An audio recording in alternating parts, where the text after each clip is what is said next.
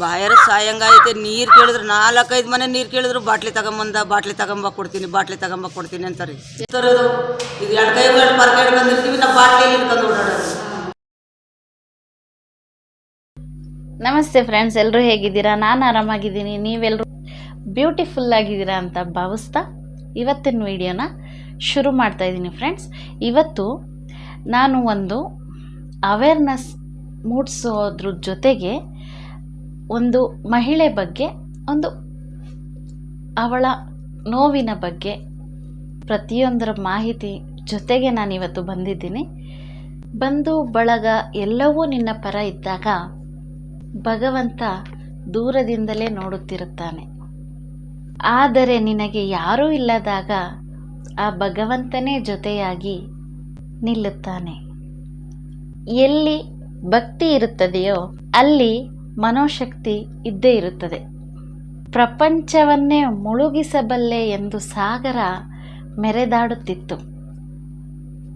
ಆದರೆ ಒಂದೇ ಒಂದು ಹನಿ ಎಣ್ಣೆ ತನ್ನ ಮೇಲೆ ತೇಲಾಡುವುದನ್ನು ನೋಡಿ ಸಾಗರವೇ ನಾಚಿಕೆಯಿಂದ ತಲೆ ತಗ್ಗಿಸಿತು.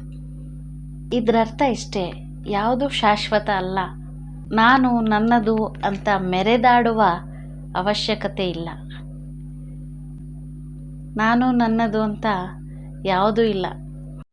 ನಾನಿವತ್ತು ನಮ್ಮ ದಿನನಿತ್ಯದ ಒಂದು ರೊಟೀನ್ ಬಗ್ಗೆ ಮಾತಾಡಕ್ಕೆ ಹೊರಟಿದ್ದೀನಿ. ಇದರಲ್ಲಿ ಎಷ್ಟು ಸರಿ ಇದೆ, ಎಷ್ಟು ತಪ್ಪಿದೆ ನನಗೆ ಗೊತ್ತಿಲ್ಲ. ಒಟ್ಟಿನಲ್ಲಿ ಇದ್ರ ಬಗ್ಗೆ ಮಾತಾಡಬೇಕು ಅನಿಸ್ತು, ಮಾತಾಡ್ತಿದ್ದೀನಿ. ಕಸವ ಸೇರಿ ತನ್ನಿ, ಪ್ರತಿ ಮನೆಯಿಂದ ಬನ್ನಿ, ಬಂದು ಇಲ್ಲಿ ಶೇಖರಿಸಿ, ಸ್ವಚ್ಛತೆಯನ್ನು ಕಾಪಾಡಿ, ಪರಿಸರವನ್ನು ರಕ್ಷಿಸಿ.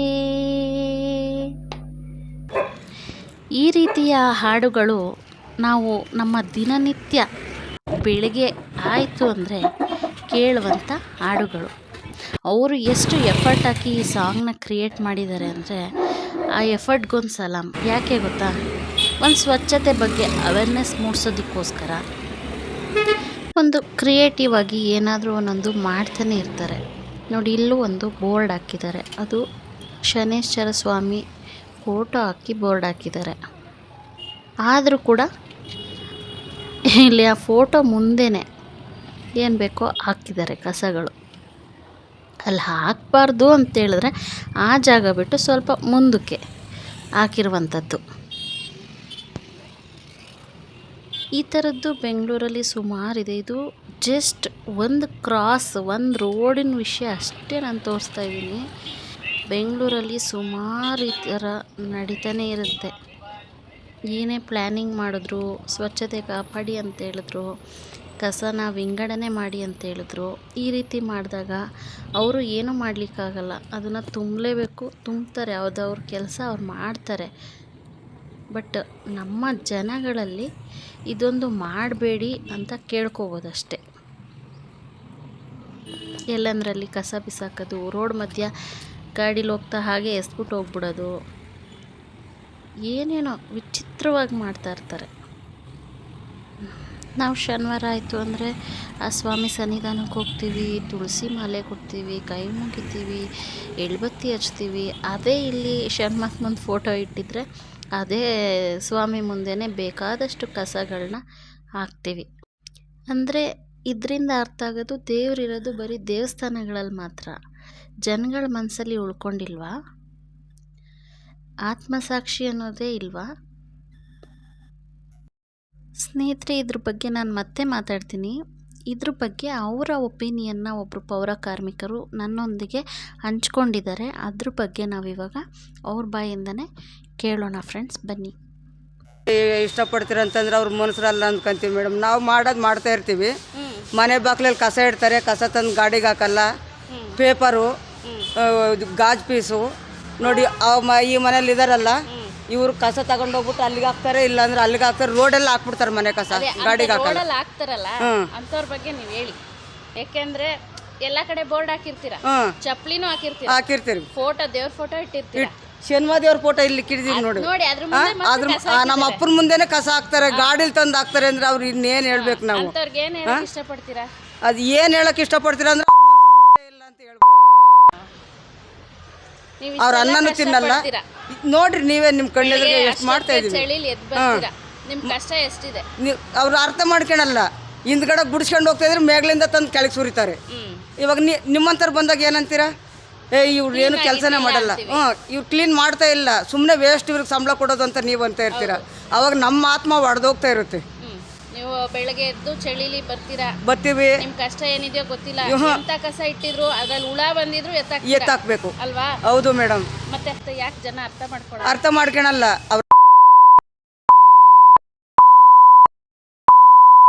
ಇಲ್ಲಾಂದ್ರೆ ಅವ್ರಿಗೆ ಅವ್ರ ಮನುಷ್ಯರು ಅಲ್ಲ, ಅವ್ರ ಅರ್ಥನೂ ಮಾಡ್ಕೊಳಲ್ಲ. ನಾವಾರ ಮೂಡಾತ್ಮರು 4 ಅಕ್ಷರ ಓದಿಲ್ಲ, ಅವ್ರು ಓದಿರೋರೆ ಆ ಕೆಲಸ ಮಾಡ್ತಾರೆ. ಓದಿರೋರೆ ಎಜುಕೇಟೆಡ್ಸೇ ಮಾಡ್ತಾ ಇದ್ದಾರೆ. ಗಾಡೀಲಿ ಬಂಗಾರ ತಂದಂಗೆ ತಂದ್ಬಿಟ್ಟು ಮೆಲ್ಲಕ್ಕೆ ಅಲ್ಲಿ ರೋಡಿಗೆ ಎಸ್ಬಿಟ್ಟು ಓಡೋಗ್ಬಿಡ್ತಾರೆ. ಕೂಗ್ತಾ ಇದ್ರೆ ಹೋಗೆ ಅಂತಾರೆ. ಬೆಲೆನೂ ಕೊಡಲ್ಲ. ಅಂದ್ರೆ ನಮ್ಮ ಕಾರ್ಪೊರೇಷನ್ ಕೆಲಸರಿಗೆ ಅಂದ್ರೆ ಒಂದು ರೂಪಾಯಿಂದು ಮರ್ಯಾದಿಲ್ಲ ಬಿಡ್ರಿ. 1 ರೂಪಾಯಿ ಮರ್ಯಾದೆನೂ ಇಲ್ಲ ಅದರಲ್ಲಿ. ಆ ಥರ ತುಂಬ ಕೇವಲವಾಗಿ ಕಾಣ್ತಾರೆ ನಮ್ಮನ್ನು. ಇಲ್ಲೊಬ್ಬರು ಪಾಪ ಬೆಳಗಿಂದ ಸಂಜೆವರೆಗೂ ಕಸ ಹಾಕಬೇಡಿ ಅಂತ ಬೋರ್ಡ್ ಹಾಕಿ ಅವ್ರನ್ನ ಕಸ ಹಾಕೋರನ್ನ ಕಾಯ್ಕೊಂಡು ಕೂತಿರುವಂಥ ಘಟನೆ ಕೂಡ ನಡೆದಿದೆ ನೋಡಿ. ಅವ್ರು ಒಂದು ಕಡೆಯಿಂದ ಅವ್ರು ಕ್ಲೀನ್ ಮಾಡ್ತಾ ಇರ್ತಾರೆ, ನೀವು ಒಂದು ಕಡೆಯಿಂದ ಹಾಕ್ತಾ ಇರ್ತೀರ. ಮತ್ತು ಸ್ವಚ್ಛತೆ ಎಲ್ಲಿಂದ ಬರುತ್ತೆ? ರೋಗಗಳು ಇವಾಗ ಬೇಸಿಗೆ ಸ್ಟಾರ್ಟ್ ಆಗ್ತಾ ಇದೆ, ನೀವೆಲ್ಲ ಬಿಸಾಕ್ತಾ ಇರ್ತೀರ, ಅದರಿಂದ ರೋಗಗಳು. ನೋಡಿ ಅವರು ಕುಡಿಯೋ ನೀರನ್ನ ಅಲ್ಲೇ ಹಿಡಿತಾ ಇದ್ದಾರೆ, ಅಲ್ಲಿ ಎಷ್ಟು ಕಸ ಇದೆ ಅಂತ ನೋಡಿ. ಕಾಲಲ್ಲೇ ತಳ್ಬಿಟ್ಟು ಹೋಗ್ಬಿಡ್ತಾರೆ. ಇಳಿದ್ಬಿಟ್ಟು ಹಾಕಲ್ಲ ಪಾಯಿಂಟ್ಗೆ ತಳ್ಬಿಟ್ಟು ಹೋಗೋದು. ಇದು ಎಲೆ ಉದ್ರ ಕಾಲಾಗಿದ್ರು, ಅದರಿಂದ ಇದು ತುಂಬಾ ರೋಡಲ್ಲಿ ಕಸ ಅಂತಲೇ ಹೇಳ್ಬೋದು. ಒಂದು ಕಡೆ ಎಲೆ, ಒಂದು ಕಡೆ ಜನಗಳು ಹಾಕುವಂಥ ಕಸ ಎಲ್ಲನೂ ಅವರು ಕ್ಲೀನ್ ಮಾಡಬೇಕಲ್ವ? ಅವರು ಮನುಷ್ಯ ತಾನೇ ನಮ್ಮ ಥರ. ಎಷ್ಟು ಹೇಳಿದ್ರು ಆಗ್ಬೇಡ ಅಂದ್ರೆ ಆಗ್ತಾ ಇರ್ತಾರೆ ಮೇಡಮ್. ನಾನು ಏನು ಮಾಡೋದು? ಇಲ್ಲಿ ಆಗಬೇಡಿ ಮೇಡಮ್ ಅಂತ ಹೇಳ್ತೀವಿ, ಇಲ್ಲಿ ಆಗಬೇಡಿ ಸರ್ ಅಂತ ಹೇಳ್ತೀವಿ. ಡೈಲಿ ಕೆಲಸ ಎತ್ತಿನಾಗೇ ಡೈಲಿ ಆಗ್ತಾನೆ ఉంటారు.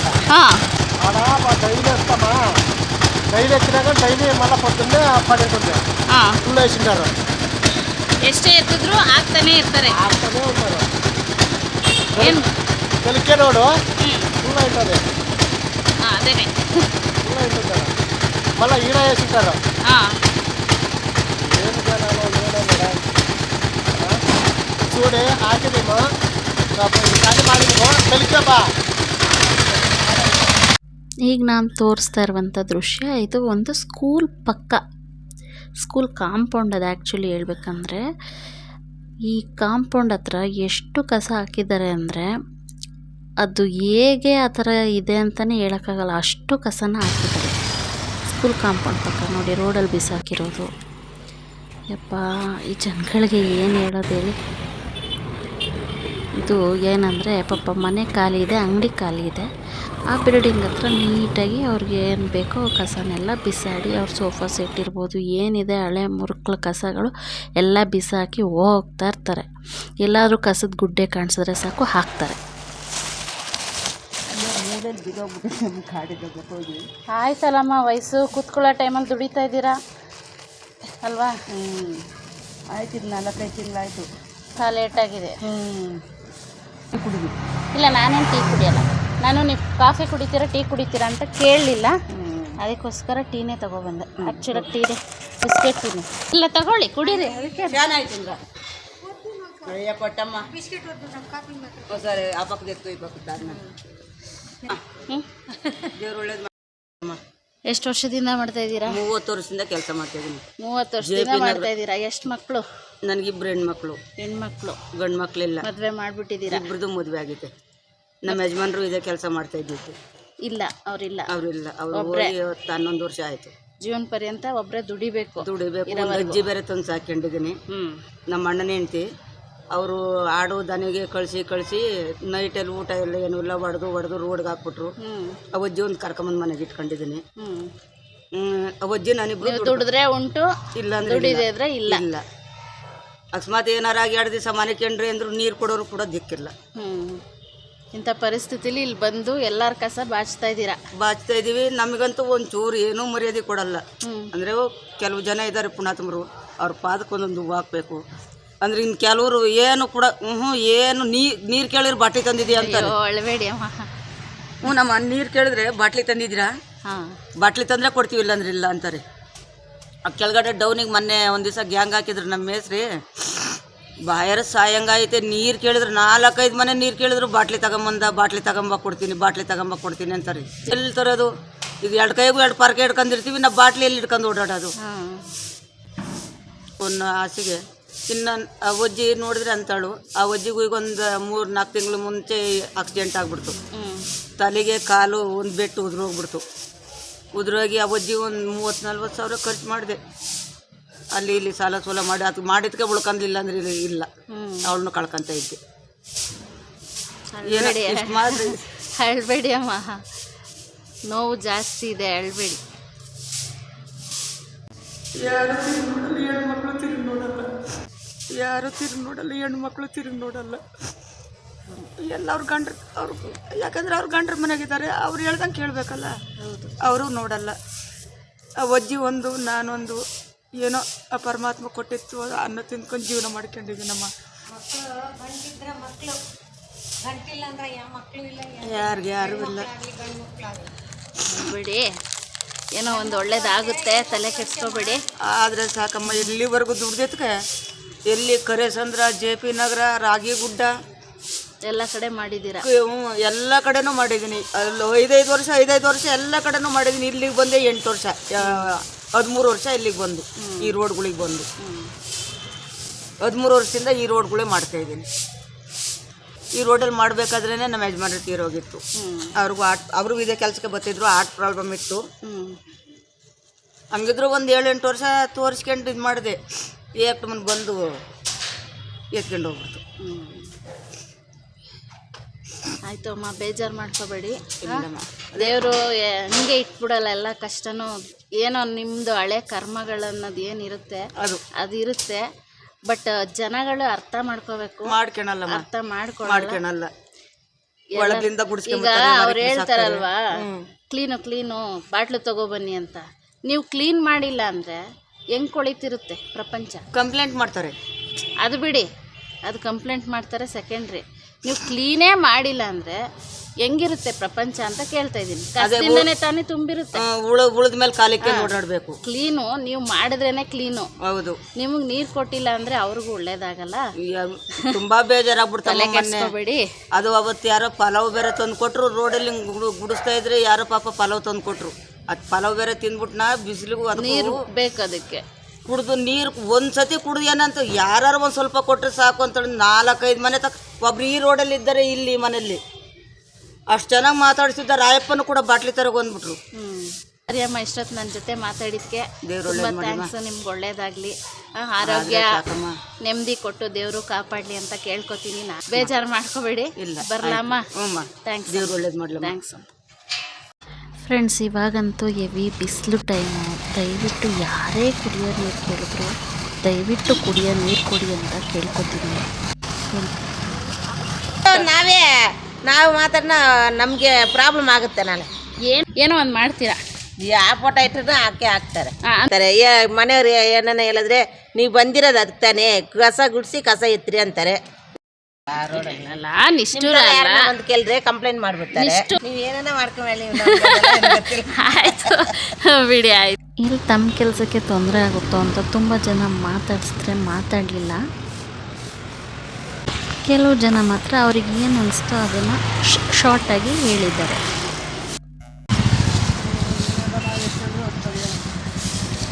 ಏನು ಹೇಳಕ್ಕೆ ಇಷ್ಟಪಡ್ತೀರಾ? ಏನು ಹೇಳಲ್ಲ. ನಾವೇನು ಹೇಳೋಕ್ಕಾಗಲ್ಲ, ಹಾಕೋರಿಗೆ ಏನು ಮಾಡೋಕ್ಕಾಗಲ್ಲ. ನಾವು ಗುಡ್ಡ ಮಾಡಿಬಿಟ್ಟು ಕಸ ಎತ್ತಿ ಒಂದು ಕಡೆ ಸುಡ್ತೀವಿ, ಹೋಗ್ತಾರೆ. ಎಷ್ಟೇ ಕ್ಲೀನ್ ಮಾಡಿದ್ರು ಆಗ್ತಾ ಇರ್ತಾರಲ್ವಾ, ಕ್ಲೀನ್ ಮಾಡಿದ್ರು ಆಗ್ತಾನೆ. ಅಂಥ ಜನಕ್ಕೆ ಏನು ಹೇಳಕ್ಕೆ ಇಷ್ಟಪಡ್ತೀರಾ? ಇಲ್ಲ ಬೈತೀರಾ? ಬೈಯಲ್ಲಮ್ಮ, ನಿಮ್ಮ ಕೆಲಸ ನೀವು ಮಾಡಿ ಅಂತಾರೆ. ಹಾಂ, ಬೈಯೋಕ್ಕಾಗಲ್ಲ. ನಾವು ಎಷ್ಟು ಬೈದ್ರು ಏನಾರು ಯಾಕೆ ನೀವು ಬಂದಿರೋದು, ಅದಕ್ಕೆ ನಿಮ್ಮ ಕೆಲಸ ನೀವು ಮಾಡಿ ಅಂತ ನಮ್ಮನೆ ಅಂತಾರೆ. ಏನು ಹೇಳ್ಬೋದು ಅವ್ರಿಗೆ? ಏನು ಹೇಳ್ಬೋದು ಅಂತಂದ್ರೆ ಅವರು ಅನ್ನ ತಿನ್ನೋರಾಗ ಹೇಳ್ಬೋದು, ಸಗಣಿ ತಿನ್ನೋರ್ಗೆ ಏನು ಹೇಳೋದು ಏನು ಹೇಳೋಕ್ಕಾಗಲ್ಲ ಏನು ಹೇಳೋಕ್ಕಾಗಲ್ಲ. ಥ್ಯಾಂಕ್ಸ್. ಫ್ರೆಂಡ್ಸ್, ನಮ್ಮ ಹಿಂದೂ ಧರ್ಮ ಹಸುನ ದೇವರು ಅಂತ ಪೂಜ್ಯ ಸ್ಥಾನದಲ್ಲಿ ಇಟ್ಟಿದ್ದೀವಿ. ಅಂಥ ಹಸುವಿನ ಸಾವಿಗೂ ಕೂಡ ನಾವೇ ಕಾರಣ ಆಗ್ತಿದ್ದೀವಿ ಅನ್ನೋದನ್ನು ನಾವು ಇಲ್ಲಿ ಮಂದಟ್ಟು ಮಾಡ್ಕೋಬೇಕು. ಎಲ್ಲಂದ್ರಲ್ಲಿ ನಾವು ಪ್ಲಾಸ್ಟಿಕ್ ಸಮೇತ ಆಹಾರವನ್ನು ಬಿಸಾಕಿರ್ತೀವಿ. ಅದನ್ನು ತಿಂದಂಥ ಹಸು ಹೊಟ್ಟೆಯಲ್ಲಿ ಕರಳು ಕಟ್ಕೊಂಡು, ಆ ಪ್ಲಾಸ್ಟಿಕ್ ಸುತ್ತಕೊಂಡು ಕರಳು ಕಟ್ಕೊಂಡು ಅದು ಸಾಯ್ತಾ ಇದೆ.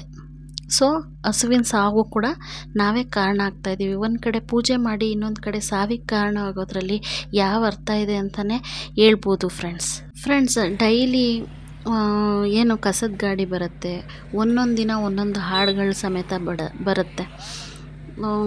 ಅದರಲ್ಲಿ ನೀಟಾಗಿ ಹೇಳಿರ್ತಾರೆ ಹಸಿ ಕಸ, ಒಣ ಕಸ, ತ್ಯಾಜ್ಯ ವಸ್ತುಗಳನ್ನ ವಿಧ ವಿಧವಾಗಿ ವಿಂಗಡಿಸಿ ಅದನ್ನು ಸಪ್ರೇಟಾಗಿ ಕೊಡಿ ಅಂತ ಆ ಹಾಡಲ್ಲೂ ಹೇಳಿರ್ತಾರೆ, ವಾಕ್ಯದಲ್ಲೂ ಹೇಳಿರ್ತಾರೆ.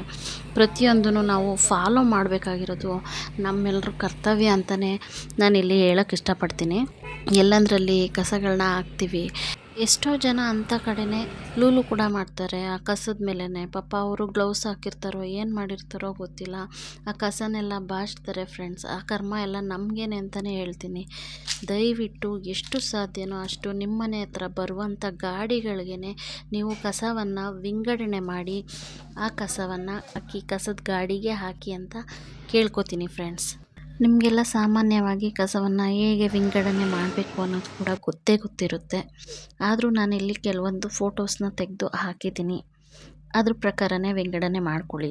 ಹಸಿ ಕಸ, ಒಣ ಕಸ, ಸ್ಯಾನಿಟರಿ ಮತ್ತು ಗೃಹೋಪಯುಕ್ತ ಅಪಾಯಕಾರಿ ತ್ಯಾಜ್ಯಗಳು, ಈ ಥರನೇ ವಿಂಗಡಣೆ ಮಾಡ್ಬೋದು.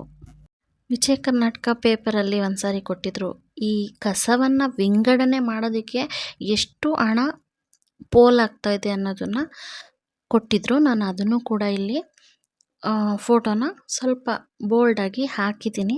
ಅದನ್ನು ಕೂಡ ನೀವು ನೋಡ್ಬೋದು. ನೀವೆಲ್ಲರೂ ಸಹಕರಿಸೋದ್ರಿಂದ ಇದನ್ನು ಕೂಡ ಉಳಿತಾಯ ಮಾಡ್ಬೋದು. ಬನ್ನಿ ಎಲ್ಲರೂ ಕೈಗೂಡಿಸಿ ನಮ್ಮ ಭಾರತವನ್ನು ಸ್ವಚ್ಛ ಭಾರತವನ್ನಾಗಿ ಮಾಡೋಣ. ಸಂಪೂರ್ಣವಾಗಿ ಆಗಿಲ್ಲ ಅಂದರೂ ಕೂಡ ನಮ್ಮ ಕೈಲಿ ಎಷ್ಟು ಸಾಧ್ಯನೋ ಅಷ್ಟು ನಮ್ಮ ಕರ್ತವ್ಯಗಳು ಏನಿದೆ ಅದನ್ನು ನಿರ್ವಹಿಸೋಣ ಅಂತ ಕೇಳ್ಕೊತೀನಿ. ಫ್ರೆಂಡ್ಸ್ ಯಾರೆಲ್ಲ ಈ ವಿಡಿಯೋ ನೋಡ್ತಾ ಇದ್ದೀರಾ ಹೊಸದಾಗಿ, ದಯವಿಟ್ಟು ಚಾನಲ್ಗೊಂದು ಸಬ್ಸ್ಕ್ರೈಬ್ ಆಗಿ. ವಿಡಿಯೋ ಇಷ್ಟ ಆಗಿದರೆ ಲೈಕ್ ಮಾಡಿ, ಶೇರ್ ಮಾಡಿ, ಕಮೆಂಟ್ ಮಾಡಿ. ಫ್ರೆಂಡ್ಸ್, ದಯವಿಟ್ಟು ಸಪೋರ್ಟ್ ಮಾಡ್ತಾಯಿರಿ. ಇದೇ ರೀತಿ ವೀಡಿಯೋಸ್ ಏನಿರುತ್ತೆ ನಾನು ಅಪ್ಲೋಡ್ ಮಾಡ್ತಾ ಹೋಗ್ತೀನಿ. ಫ್ರೆಂಡ್ಸ್, ಒಂದು ಹೆಜ್ಜೆ ಸ್ವಚ್ಛತೆ ಕಡೆಗೆ ಇಡೋಣ ಅಂತ ಹೇಳಿ ಈ ವಿಡಿಯೋನ ಇಲ್ಲಿಗೆ ಮುಗಿಸ್ತಾ ಇದ್ದೀನಿ. ಫ್ರೆಂಡ್ಸ್, ಎಲ್ಲರಿಗೂ ನಮಸ್ತೆ. ಜೈ ಹಿಂದ್, ಜೈ ಕರ್ನಾಟಕ ಮಾತೆ.